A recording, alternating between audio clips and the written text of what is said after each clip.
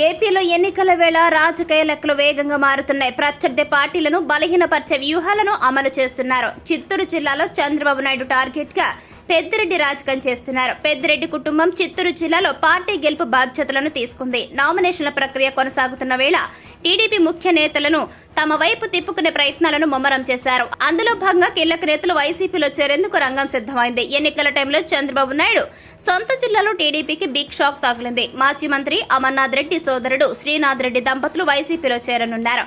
శ్రీనాథ్ రెడ్డి ఇంటికి స్వయంగా వెళ్లి మంత్రి పెద్దిరెడ్డి రామచంద్రారెడ్డి, ఎంపీ పెద్దిరెడ్డి మిథున్ రెడ్డి వైసీపీలోకి ఆహ్వానించారు. ఈ నెల 25న సీఎం జగన్ సమక్షంలో త్వరలోనే శ్రీనాథ్ రెడ్డి దంపతులు వైసీపీలో చేరనున్నారు. గత ఎన్నికల్లో మంత్రి పెద్దిరెడ్డిపై టీడీపీ నుంచి శ్రీనాథ్ రెడ్డి భార్య అనీషారెడ్డి పోటీ చేశారు. అనంతరం ఆమెను టీడీపీ పొంగనూరు ఇన్ఛార్జ్ బాధ్యతల నుంచి తప్పించారు.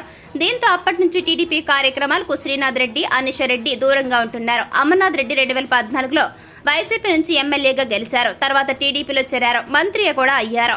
2019 ఎన్నికల్లో ఓడిపోయారు. అదే ఎన్నికల్లో పెద్దిరెడ్డి పైన పొంగనూరు నుంచి పోటీ చేసిన అనీషారెడ్డికి 63,876 ఓట్లు వచ్చాయి.